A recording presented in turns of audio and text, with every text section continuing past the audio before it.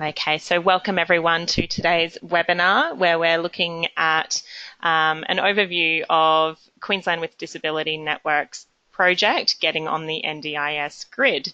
So firstly, I'd like to acknowledge the traditional owners of the land on which we're holding the webinar today, so in Brisbane.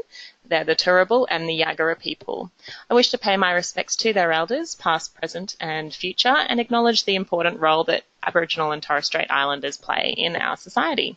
As this webinar is being viewed by people throughout Queensland and possibly throughout Australia, I'd also like to pay my respects to the traditional owners of the land throughout the country and welcome any First Australians who have tuned in to listen to this presentation today. So a recording of today's webinar is being made and we'll aim to get that up online this afternoon or Monday morning, and I'll send out the links to that once we've got it ready. The PowerPoints have also been prepared and sent out around lunchtime this afternoon, and I've uploaded them into the handout section of the GoToWebinar control panel if you'd like to download them from there. So it's just as a PDF file, but the content is the PowerPoints that we're viewing today. We'll be running 2 polls today, so please, when they pop up, if you can pop your answer in as well. So they're just some multiple choice questions that will help our presenters get a vibe for how much you already know about the NDIS and the value of the project that they're running today, or running in their centre, I should say. The other bits and pieces for today, so I think that's everything. So we'll take questions at the end of the session, but if you do have any questions as we go through or think of anything that you'd like to comment on, please do type your question into the question box on the GoToWebinar control panel. So I'll come back in at the end and read out those questions for our presenters to respond to. And I'm sure that if you think of anything later, they'd be happy to chat to you offline. So without further ado, I might hand over now to our fantastic presenters from Queenslanders with Disability Network, Paige, Paul and Alison. So a real team effort today. And they'll talk about their project and the great work that they're doing with vulnerable groups of people in our society. So thank you and welcome, Paige, Paul and Alison. I'll hand over to you now. Thanks, Carly, for your warm welcome to QDN being here today, and a big hello to everybody listening.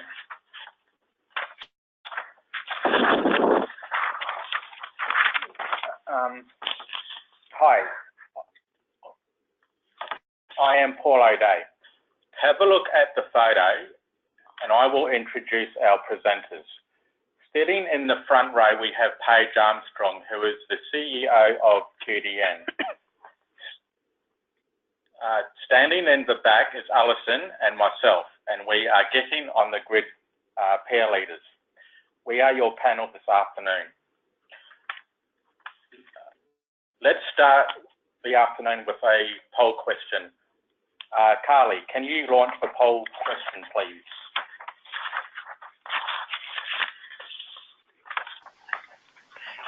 There we go. So you should all have that poll on your screen now. So I'll just read it out for you.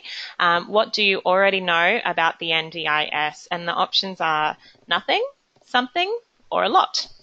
So just click the selection that best applies to you. And we'll just give you another 30 seconds or so to answer that one.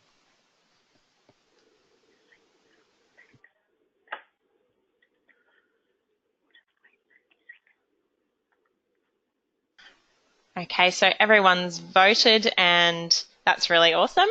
It looks like everyone has a bit of an understanding, so everyone knows something about the NDIS, but we don't have anyone who, for them is completely new, but also no one who knows everything about the NDIS. So I'll hand back over to you guys now. Thank you. Okay, so we are noticing that there is different levels of understanding about the NDIS in the room. Our aim today is to give people listening to some information about the project and how NDIS can benefit your work.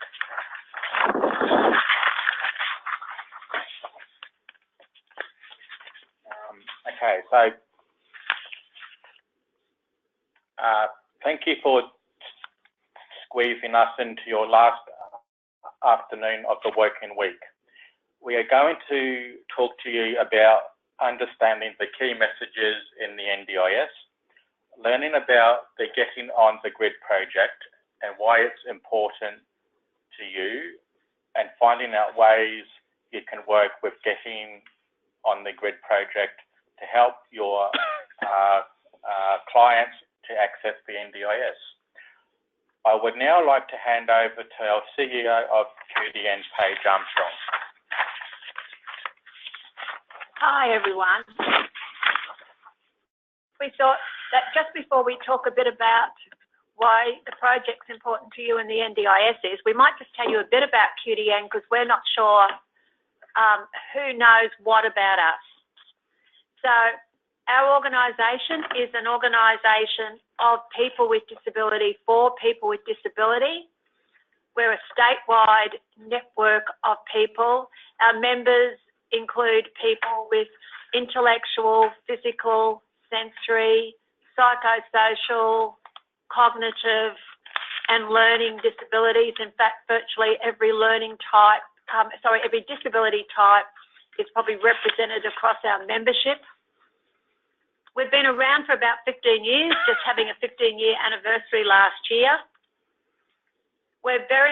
Our work is very much around how we influence government and community to change things so that legislation and policy is done in a way that it allows people with disability to be included as citizens participating in the economic and social life of their community. That's broadly what we try to do. We have a number of local support groups around the state, 24 local support groups, and they really help give us information on the ground that inform all of our work, including our policy and our NDIS work. And those local support groups are run by people with disability for people with disability. And we have had a particular interest in recent years in doing work with people with disability around participant readiness, getting people ready for the NDIS. And the groups that we've had a focus on are people with intellectual and dual disability and people who may experience additional disadvantage because of either their life situation, it could be they're just leaving corrective services or juvenile justice, or because of life circumstances. It could be that they have particular issues related to their cultural background. So we ourselves have been doing work in this space for a while. And when it comes to getting onto the GRID project, if I just say the project we want to talk to you about this afternoon is one that we've been doing over the last 18 months. We've been working with people who would be considered to be hard to reach. Now, that's the language that was used in the funding tender that went out. And what we take that to mean are people with disability who often have had experiences with mainstream government and community services that haven't always worked out well for them, and they don't usually access and do well in some more traditional services. There are also people who, for a variety of reasons, might come to the attention of corrective services or the custodial services in this state.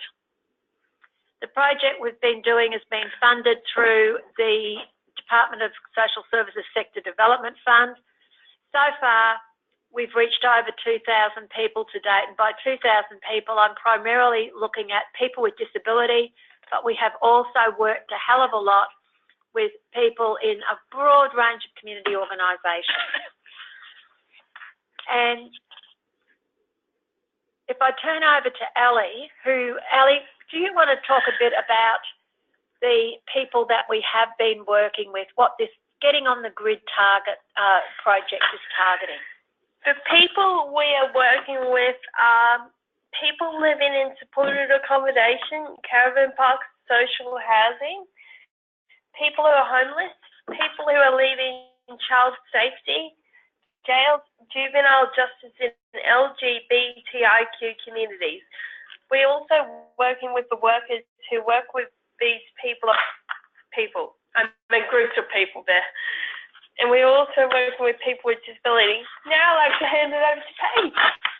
Well, I think before you hand it over to me, there's some other important things we might like to let everyone on this webinar know. Ali, what are the locations for the project? Because these people are from all over Queensland, I understand, but what are the key areas that our project's working on? Gold Coast, Brisbane, Sunshine Coast, Logan, and the Fraser Coast. And Ali, I talked about these things called community and mainstream organisations. What are some of the types of places that we have been working in? Community legal services, community centres, neighbourhood centres, caravan parks, social housing, supported accommodation facilities, child safety, corrections, and heaps more. Over to Paige, who will talk about why the project is important. Absolutely. So there's a number of reasons that we think the project's important. So I suppose we thought it would be good to talk with you about why the project might be important for people working in legal centres, the community legal centres, to know a bit about our project and a bit about the NDIS. And the reason we think that it is so important is because the NDIS offers an opportunity for numbers of people that we know are the return visitors in the criminal justice and juvenile justice systems, or the return people who get picked up by child safety. We're hoping that if this scheme comes in and people can access it and get appropriate supports, that might stop that happening. It might be the complementary thing that's needed besides the necessary work that you do in the legal space and providing some level of social work and community support to people. We know that for many people, there's another issue, and that is around the day-to-day support that they need that would back up things in their life to stop some of those things happening, that bring them into contact with custodial systems, get them evicted from their housing, get them thrown out of boarding houses, and we end up with people who may be homeless and transient. It's a once-only opportunity for numbers of people to actually get funded services for the very first time. And in that way, we know that if taken up, it can deliver a better quality of life to people. So, Ali, I spoke there a little bit about the importance of the project, and I suppose it reflects some of the key messages that we have about the NDIS. Because I spoke about funding for the first time and about people actually getting support. So do you want to talk a bit about what the scheme can actually do? What are some of the important facts from our perspective that it's good for people to know about this scheme? Thanks, Paige, for telling us why the Getting on the Grid project is important. Next slide. We're just moving to the next slide as we go, guys. Thanks, Paige, for telling us why the Getting on the Grid project is important. We are now going to move on and talk about the National Disability Insurance Scheme, the NDIS. The NDIS will assist people with disability who are under 65 who require support to manage their day-to-day life. So, Ali, exactly, can you tell us a bit more about what the NDIS is? NDIS will provide support with getting out and about in the community with appointments, helping the home, find a job or learning new things. Under the old system, you were on a waiting list and it was like a lottery that you were waiting to win. Under NDIS, 90,000 people will get funded support and 45,000 people will be new to the scheme. So that's a really important thing, isn't it? That it means that it's no longer a lottery if you're actually part of the 90,000 they think are eligible, and if you're one of those 45,000 new people to get funding. That's you're off the Paige. lottery, you're actually the lottery winner. That's correct. Great. And also, they will develop a plan and they will get funding support linked to it to buy what they need. People will have choice and control over who they want to deliver their supports and when they want it. People will receive funding as long as it is reasonable and necessary and fits into one of the 6 domains, which we will talk about in the next slide. So, Ellie, just to be clear, it means that people will be able to get funded support provided they actually have they have a support need that sits within the things you're talking about, is considered reasonable and necessary, and they will develop a plan that the NDIS will implement to actually give them that support. That would be correct, Paige. So what are these domains or these areas that they need to have support in? NDIS funds support under 6 key areas of functional support. Mobility is around the things you need to get around your home and community, and it can include home modifications. Community is the support that you need in talking and communication with others.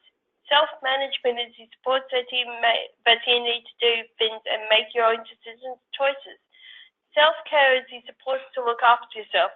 Learning is the support for studying. Social interaction is the supports to help with relationship and friends. To access the NDIS, a person will need to show they have support needs in one or more of the 6 areas. Over to Paul. Thanks, Ellie.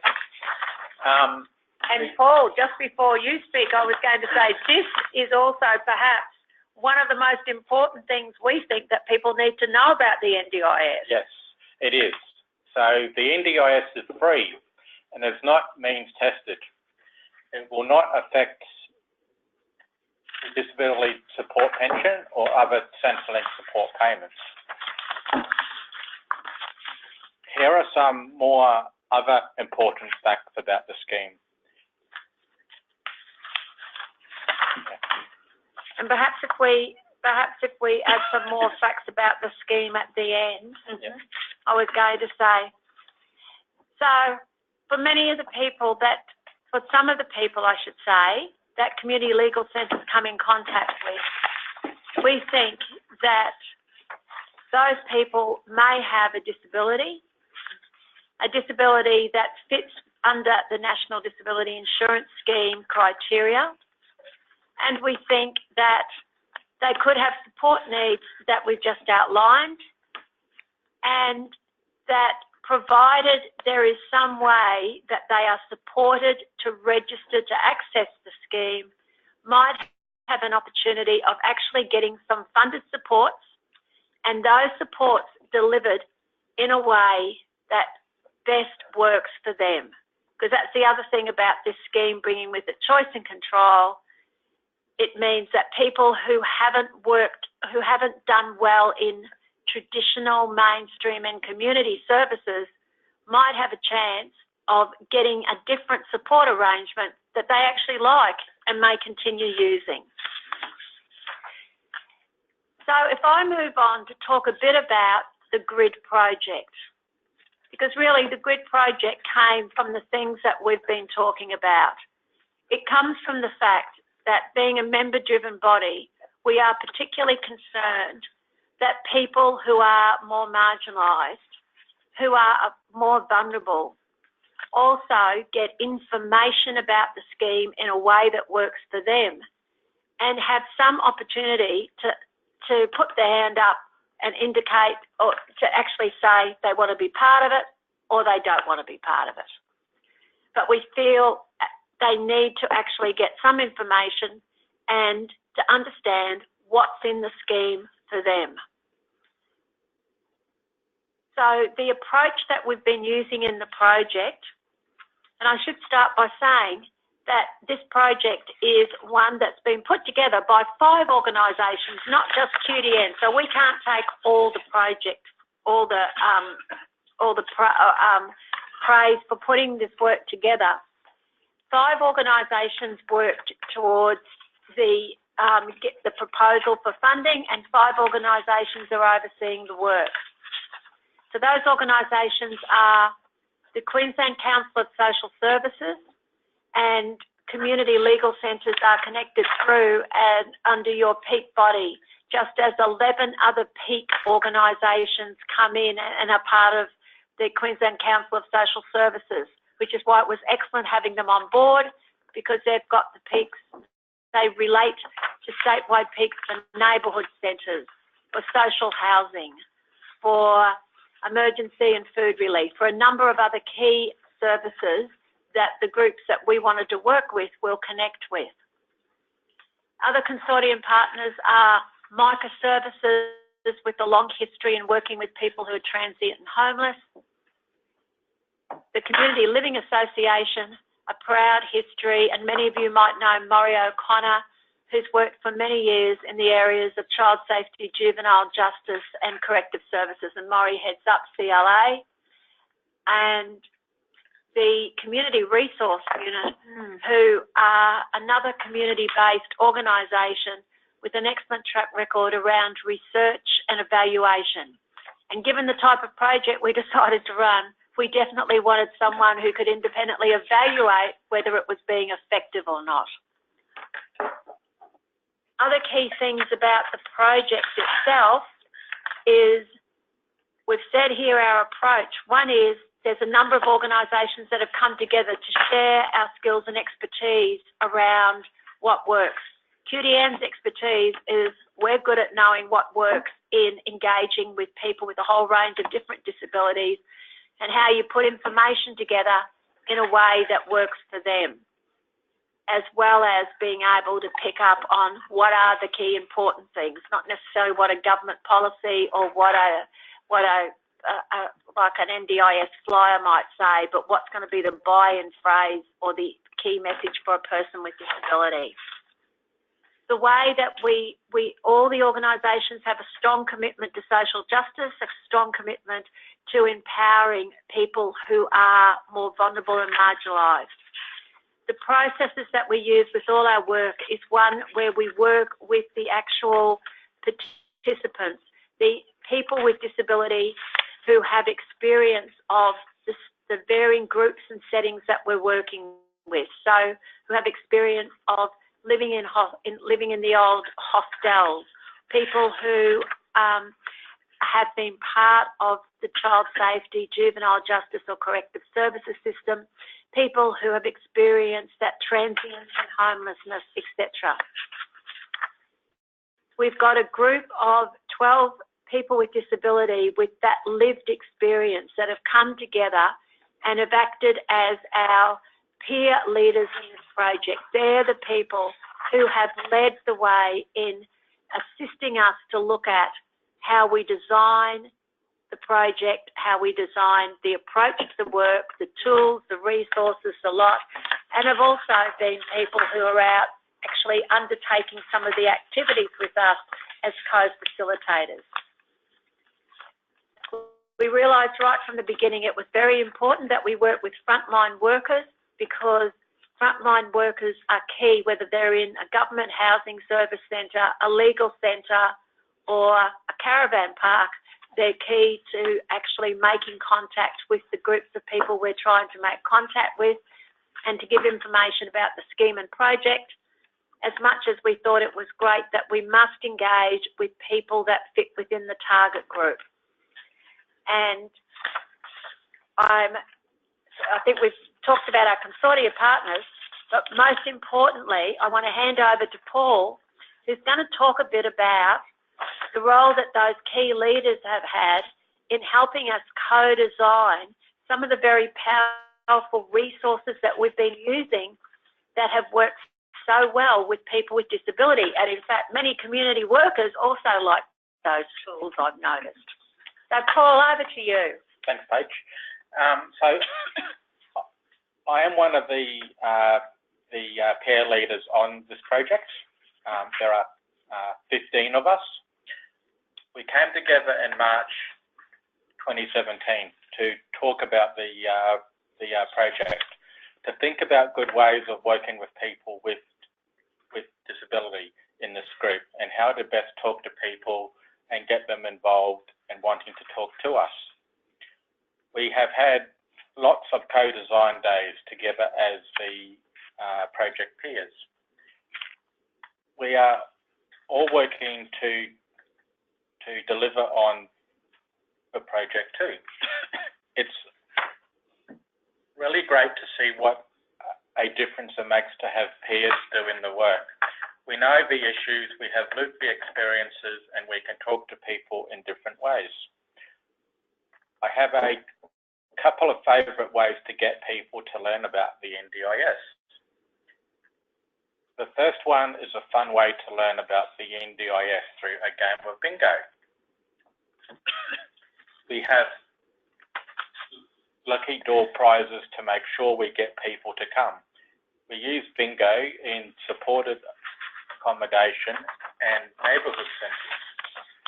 So Paul, for people that are on the webinar, I'm pretty sure most people have either played bingo or they have a bit of an idea about how bingo works. And I see that we've got a couple of our bingo sheets that are in the next slide. Do you want to talk people through how our game of bingo works? Sure.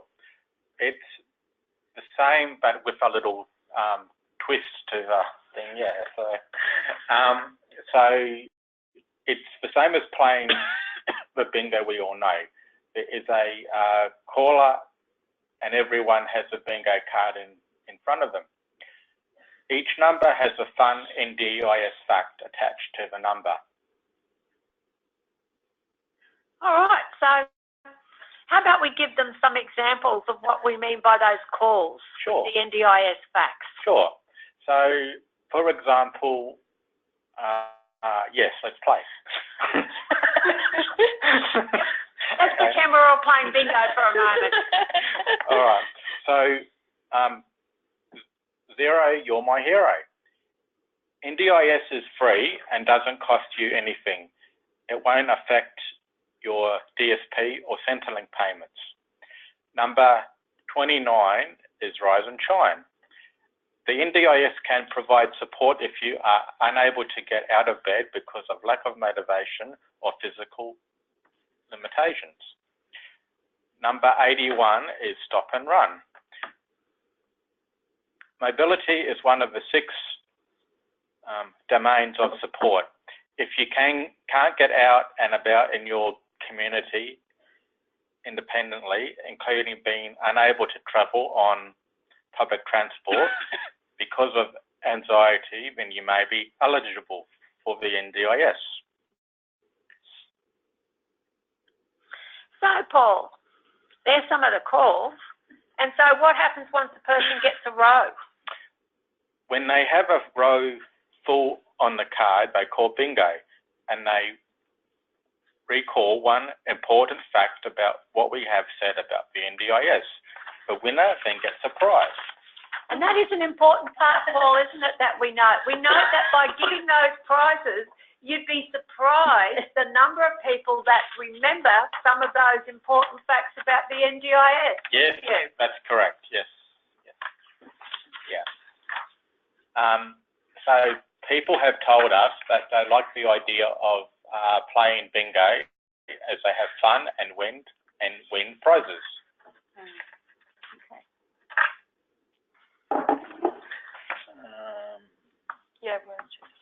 So, Ali, I think you're about to, and Ali, I think one of the things that you have been really good at doing, not just helping us design the project, but you've also been a co-facilitator. And you certainly like the work that you've been doing around a thing called the grid activity or the grid game.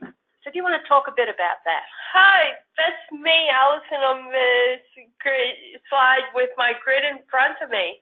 I'm a peer leader like Paul. I'm going to talk to you about the Homeless Connect and grid games. Which one are we talking about today again? Grid game. Okay. How about you start by talking about the grid game, and we explain, because it's on the screen. Oh yes, there it is. There's two photos of that grid game of the screen in the front. How about we tell people what we use, how you use it, and what we use it for? For the game, we use cards to look at the support that people want. They fit into the 6 domains. It's good for people who are shy and don't like speaking. So, where have we played that grid game? Where have you played it? Accommodation. And it is a good game, isn't it, Al? Because it does mean that people can just pick the cards up and leaf through them on the board. But as Ali is saying, the important thing about the cards is that they're colour-coded and they match the 6 areas of functional impairment that a person would need to fall within to be NDIS eligible. They also relate to support needs. And we don't talk about people having disabilities, do we, Ali? No, we don't. Not in general, Paige. We talk about people's support needs. And that works a treat for us. And we find that at the end of that grid game, people have put together a whole number of cards and they've got a picture in front of them of their support needs. And Al, what can they do with that grid game after they've done that? They can take a picture of it to the NDIS planning meeting. And how can they take that picture? Well, they can take a photo and one of the QDN staff will send it out to your email or letter or something like that. We've got some iPads and we can take photos of those grid boards afterwards. But I tell you what, the other thing is we often find most of the people that we come in contact with, no matter who it is, has some form of mobile phone. And many of those people like taking a photo of those grid games afterwards, don't they, Al? Yes, they do, Paige. Cool.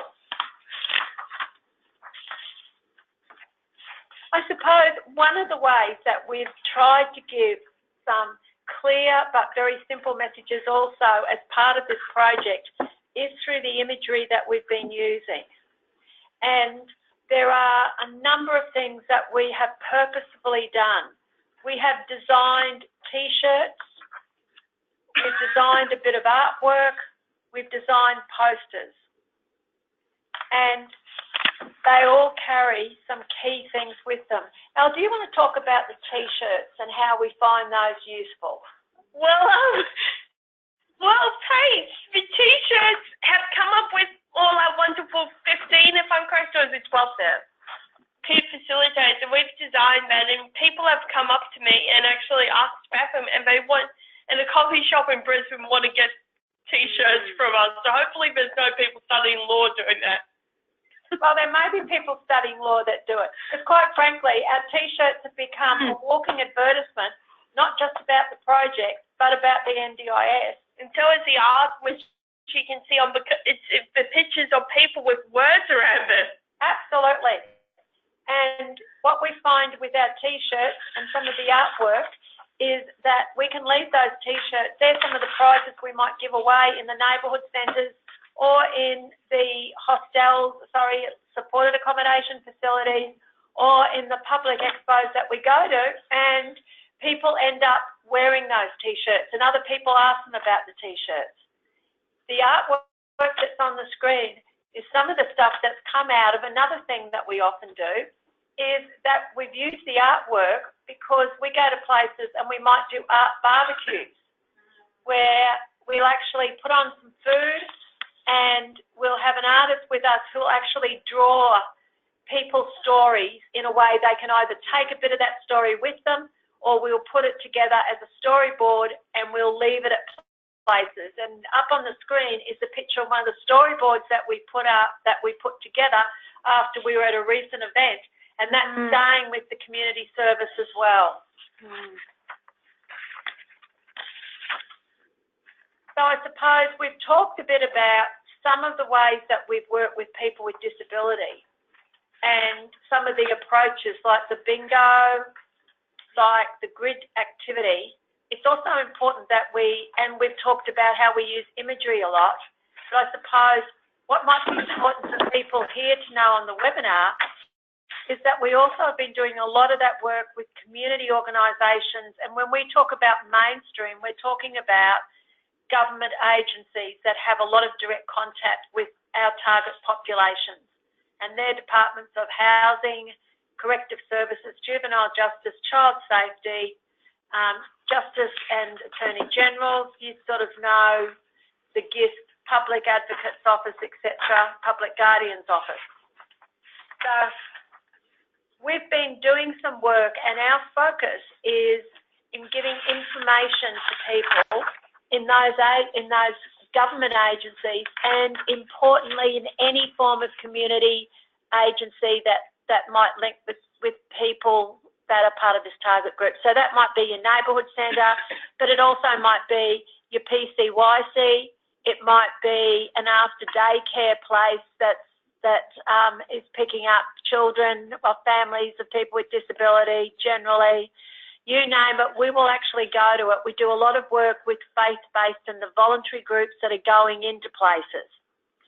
And we use a couple of things where we focus very much. Our work has been focusing on assisting people to access the scheme.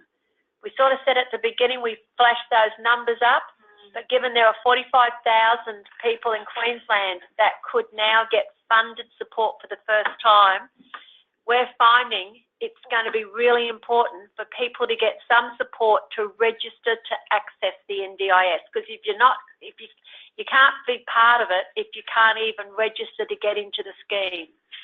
So we've been working with community organisations. We've already had some contact with a number of the legal services in the southeast corner of the state, where we've been giving out some information about the project and some information around how you might make an access request. Which is on the next page. We've been doing that because we think it's going to be important for people with disability who are part of this group, people who are more marginalised or may experience additional disadvantage, to have someone who might be able to support them to make that access request. We also are happy to support people directly ourselves, but that's been the other focus of the project. We won't spend any time in this webinar going through how you do make the access request, but we do think it's important for people to know that access is, as far as QDN and our consortium members are concerned, is the main game in town. Everyone talks at the moment about NDIS planning and NDIS plans, but our message is that if people cannot get into the scheme, don't worry about the plan too much. So our organisation and other services called local area coordination services will be able to assist people with access. But I suspect that some of the people that legal services come in contact with will really want to make sure that the person who assists them is someone that they might trust and have some relationship with. And so the starting point might be that they'd like you to give them a bit of a hand, even just to give them some basic information. Carly, can you launch the next poll question? I sure can. I will do that for you now, okay? So everyone, again, just another poll hopefully is up on your screen now. So please put your vote in. So do you think the Getting on the Grid project could offer assistance to the people you come into contact with in your work? Yes, no, or maybe. I've just added that extra option in there for people, and I'll just give you another 20 or 30 seconds to put your answer in so that we can discuss the results.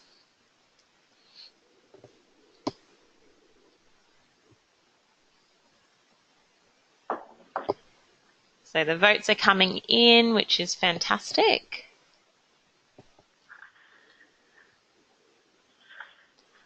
Well, that's always a winner, Carly. Charlie. We like it when people actually stay on the end of the webinar, so we know we've engaged in some way. Absolutely. All right. Well, I might close up that poll now. Most people have voted, which is great. So the results are in. We've got 50% have said yes and 50% maybe. So that's really great. And hopefully those people in those centres might get in contact with QDN if they have any more, if they want to work with QDN in this area. So I'll pass back over to you guys now. Thank you.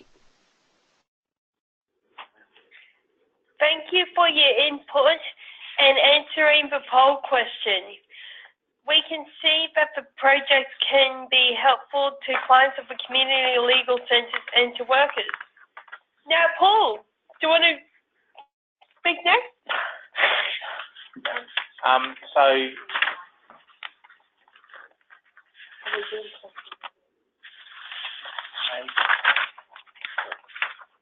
folks, the next slide that you have is how you contact us. I've just said that probably given we've got 50% saying we could do something and 50% saying you might be interested, we'd be really keen to see if anyone's got any questions you'd like to ask us. And whilst people are thinking about questions, if I can let you know now that if you are in the southeast corner in any of the areas we've spoken about, from the Gold Coast up to the Sunshine Coast, across Brisbane, and a community legal centre, the offer, and the Fraser Coast, as Ali said, and Logan, thank you, Ali. If you're in any of those areas, the offer we can make now is we're more than happy to come and do work in individual or to actually have further discussions about how we could actually do some hands-on work in that legal centre or with that legal centre around not just talking to workers, but we have a few those activities, and there's some others that we didn't mention that we find could be useful assisting people. But do people have some questions you have of us? Thanks, Paige. Just while everyone's popping their questions in for Paige, Paul and Alison to have a look at, I've just got a couple here. So where to next with this project? So when does this project wrap up? The other week we got, do you want me to answer? The other week we actually got funded for another 6 months of this project, so we're not sure about after that. Paige might have some more clarify on that. No, Ali's perfectly right. The project was originally to finish on the 30th of June, but we've secured some additional funding from the State Department of Community, so it will now go until December this year. And we'll be looking at further work after that. Excellent. That's really great news to hear. So another question here. What about, are you able to do anything with centres or workers or people who are living outside of the southeast corner of Queensland? Technically, this project covers the southeast corner of Queensland. However, having said that,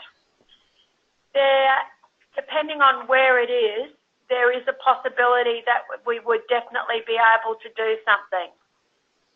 I'm only answering the question in this way because the project and our resources and our funding is around the southeast corner. However, we have those local support groups, and occasionally we can organise to do we do go out to travel out to meetings. It may be if there's a centre outside the southeast corner that wanted us to do some work with them, we'd be happy to do the work, but we may come back and say to you that we may need some assistance with some of the travel cost.